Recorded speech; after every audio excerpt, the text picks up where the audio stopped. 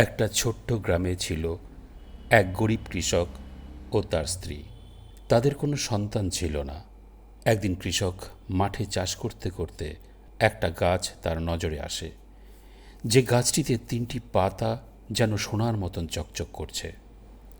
সেই গাছটির দিকে তাকাতেই গাছটি হঠাৎ বলে উঠল, কৃষক, এই যে 3টি পাতা তুমি দেখছো, এই 3টি পাতার সাথে 3টি ইচ্ছে আছে।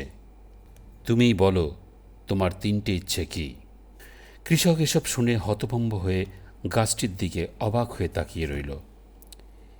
এই ঘটনা দেখে কৃষক দৌড়ে বাড়ি গেল এবং স্ত্রীকে বলল, এই যে গিন্নি, তাড়াতাড়ি আসো, আমার সাথে মাঠে চলো। কেন গো, কি হয়েছে?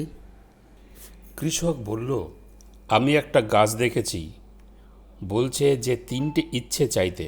চলো, এখনই চলো, 3টে ইচ্ছে চাইবে। তখন দুইজন একে একে 3টে ইচ্ছে গাছের সামনে গিয়ে বলল, শোনো, তাহলে আমরা প্রথম ইচ্ছেটা করি, আমাদের সংসার যেন আর অভাব না থাকে।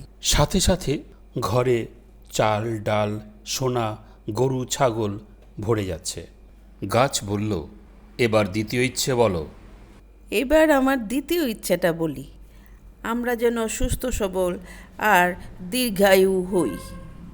তখনই দুজনের মুখে স্বাস্থ্যোজ্জ্বল আলো, তারা শক্ত সবল হয়ে দাঁড়ায়। আমার শেষ ইচ্ছাটা হইল, আমরা যদি রাজারানী হয়ে যাই তাহলে কেমন হয়? সাথে সাথে তারা বিশাল প্রাসাদে মাথায় মুকুট, গায়ে রাজকীয় পোশাক পরিধান করে। কিন্তু রাজ্য চালানো যে কত কষ্টের, কত ঝামেলার, তা বুঝতে দেরি হলো না। শত্রু মন্ত্রী প্রজার সমস্যা, কোনো শান্তি নেই। শেষে তারা অনুতপ্ত হয়ে গেল।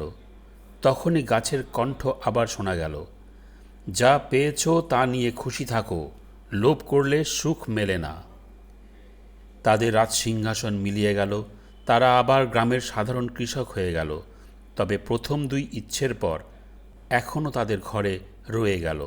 তারা সুখে শান্তিতে জীবনে বাকি সময়টা কাটিয়ে দিল।